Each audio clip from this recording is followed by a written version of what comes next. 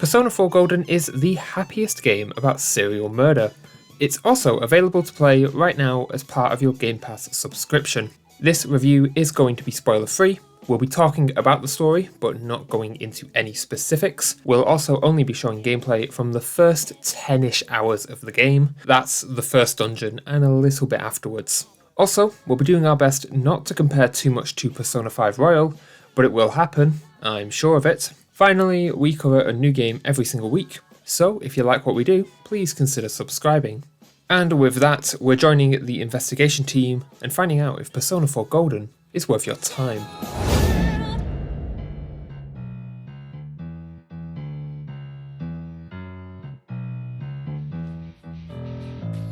Persona 4 Golden is a Persona game, and that means that there's a nice split between social sim and turn-based dungeon crawler. The trick is that the better you do at the social sim, the better you fare in the dungeons, and that's where the greatness of Persona comes in. The social sim side of the game is very similar to Persona 5. Yes, it took me 200 words to make that comparison. You have to manage your time between hanging out with your friends, studying, reading, eating the big noodle bowl and failing for 3 months. You get 2 time slots each day, and doing one thing takes up 1 time slot. You can't just meet best girl Rise for lunch, you have to spend your whole afternoon with her. There are a few things that don't take up time. Answering questions correctly in class to gain knowledge obviously doesn't take all day, nor does tending the garden, which makes Dejima say great vegetables, and it is the best thing in gaming. The social sim gameplay is very function over form. It's simply decision making. How do you manage your time? Who do you hang out with? How do you use the gained skills in the dungeons? On that note, only party member social links have any bonus skills. The only bonus outside of story for the extra social links is bonus XP for fusing personas. I'd advise that you prioritize ranking your party social links over the other social links in the game, with the exceptions of Adachi and Marie. You'll need them for the true ending, and I've linked a spoiler-free ending guide in the description because this is the Persona way. And with that, we're onto the dungeons. These are the big gameplay meat of the game. Each dungeon is a collection of floors, with enemies, a few mini-bosses, and a main boss thrown in. This is where your turn-based combat lives. Dungeons are not the same as the palaces in Persona 5. These are far more akin to mementos. Each dungeon is randomly generated, and you'll need to explore floors to fight monsters, find treasure, and progress upwards. This lumps the main experience and optional grind into the same spot, rather than splitting them up. I like this because it makes keeping your level high an easier process, but it also hinders the gameplay. Outside of art style, these dungeons all mostly feel the same. It's good gameplay, but it is repetitive. Battles start before the start. You need to sneak up on enemies to get an advantage. If they sneak up on you, they get an advantage. Once in battle, you need to use your persona abilities to find enemy weaknesses. Hitting an enemy with an attack that they're weak to grants you 1 more turn, and knocking everyone down allows you to trigger an all-out attack. Once the battle ends, you have a chance to see my favourite system in Persona 4, Shuffle Time. This is a mini card game that allows you to buff rewards, grab personas, and gain abilities. Clearing all of the cards grants you a sweet bonus, and guarantees that you'll get shuffle time after your next fight.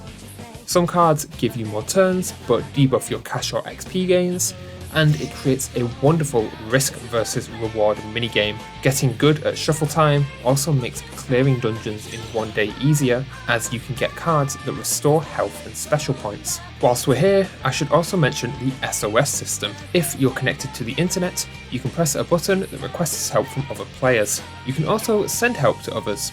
If your request is answered, you'll receive a small top-up of health and SP. Sure, it's annoying to sit through the siren all the time, but the buffs do add up, so I'd recommend doing it every single time you come back from a battle. Overall, the dungeon side of the game is great, if a little repetitive. The combat starts as a fun puzzle and turns into a fun reward once you figure out weaknesses. Shuffle time is a great system, if a little random, and it's nice and easy to stay in a dungeon to grind levels. Keeping the gameplay and grind together makes the grind feel like less of a burden. I also really love that you can revisit completed dungeons at will if you find yourself struggling and needing to grind something simpler. Persona fusing is an extension of the rest of the gameplay. The better your social links, the better your personas are, and this makes clearing the dungeons easier. Gameplay wise, this is mostly just navigating menus after doing the hard work, but there is some thought that went into this. Overall, I really enjoyed the gameplay, even if it is a little repetitive. The split between social links and dungeon crawling keeps everything fresh and connected. This is where Persona really shines. My only problem with the gameplay is that Persona 5 Royal spoiled us. Baton Pass isn't in Persona 4 Golden, and it's very noticeable. Half of the social links feel useless when it comes to gameplay, and whilst I like the dungeons, they are very bare bones compared to the palaces.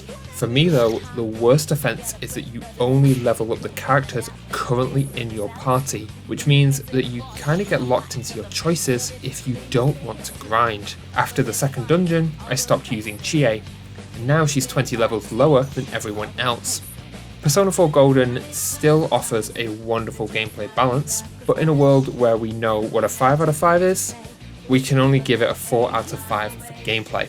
That's a high 4, but playing it today, it feels like a solid foundation rather than a complete building.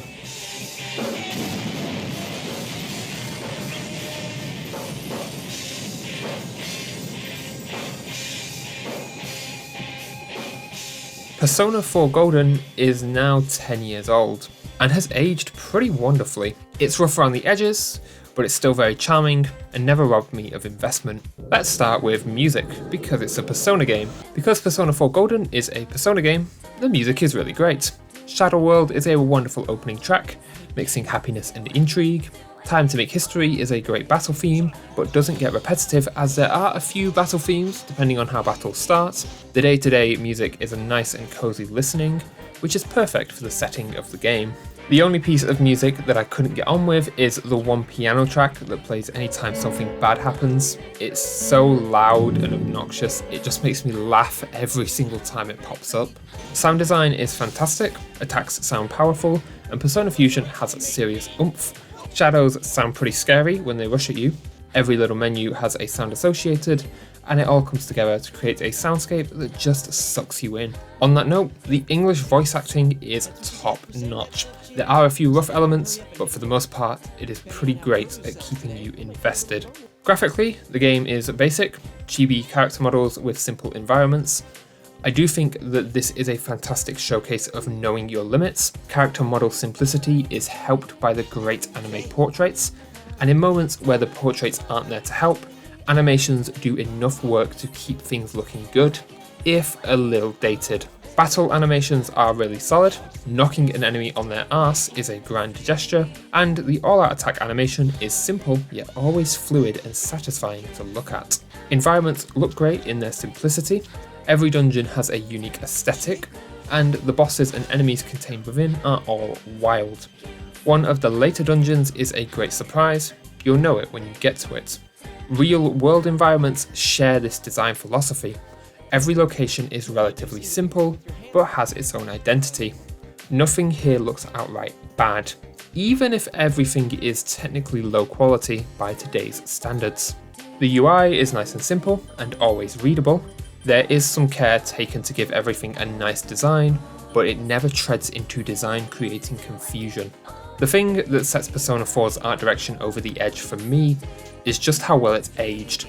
I think the game still has a great look about it, and both the sound design and music are still wonderful all these years later. Everything works to pull you into the world despite the technical limits, and for that reason, it's getting the full 5 out of 5. Me now. I'm not you anymore, see?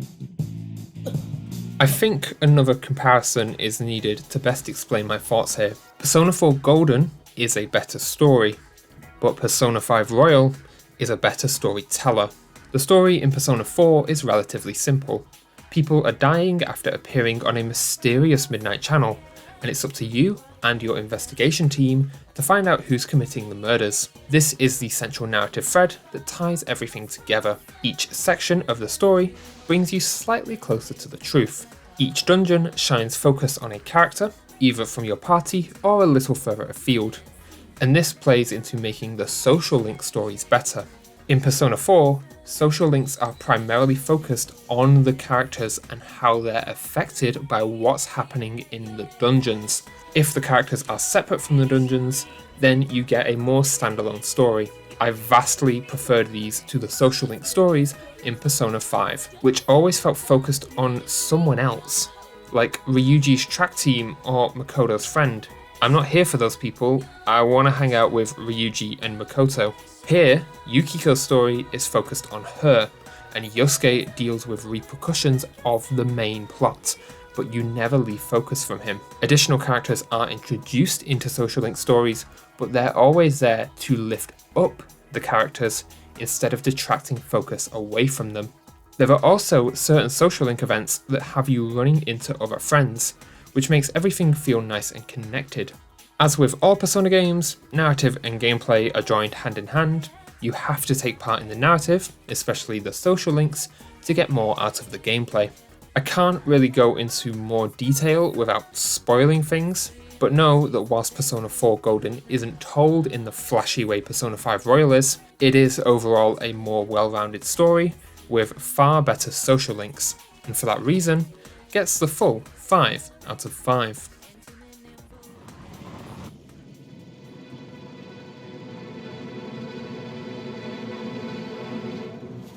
Persona 4 Golden is a massive content offering that is technically sound. You're getting a massive game with an equally massive story, social links to hang out with, and dungeons to master, and even optional bosses if you want more. There is also New Game Plus. Everything is also technically sound. We experienced no bugs whilst playing. With a game this big, I'm impressed. You also have 16 save slots at your disposal, and yes, I like to live dangerously with only one save slot. Settings prioritise what's needed rather than a large array of options. There are sliders for master, sound effects and voice volume. You can enable or disable voiced lines and choose between English and Japanese voice acting.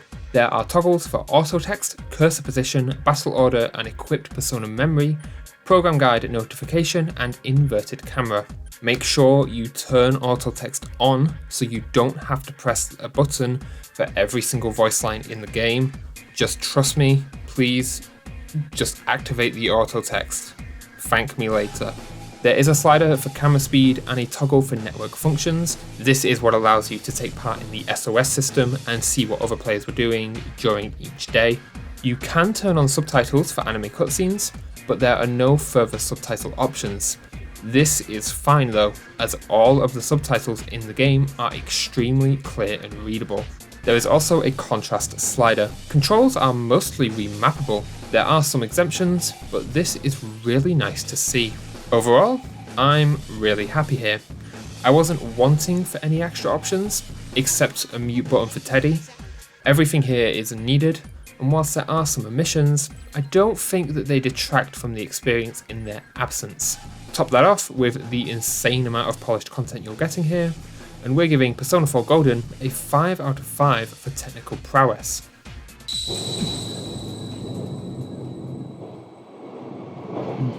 This is the bit where Persona 4 Golden falters. This game asks a lot of your time and doesn't always respect it. On the bright side, Persona 4 Golden only asks 10.7 gigabytes from your hard drive. This is seriously impressive for a game this big. It's going to take you in the ballpark of 70 hours to complete Persona 4 Golden. This is a long time, there's just no way around that. The game does justify its length, but it is still insanely long. Saving is a bit weird. Outside of dungeons, you must save at save points. In dungeons, you can quick save at any point, but you will go back to the start of the floor. This also applies for if you die in the dungeons, you get put back to the start of the floor, or if it's a boss fight, the start of the fight.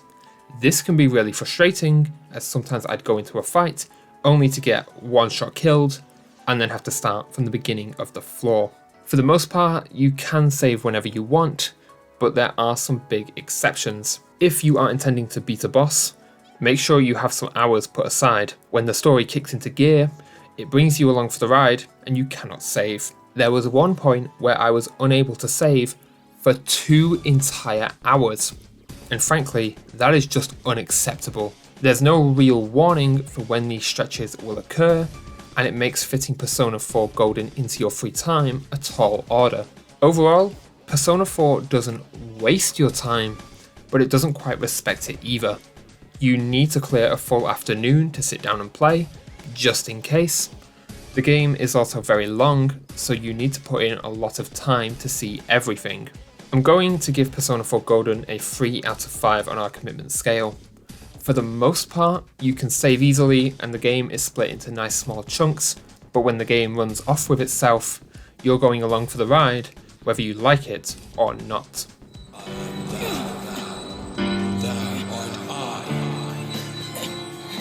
Persona 4 Golden is definitely worth your time.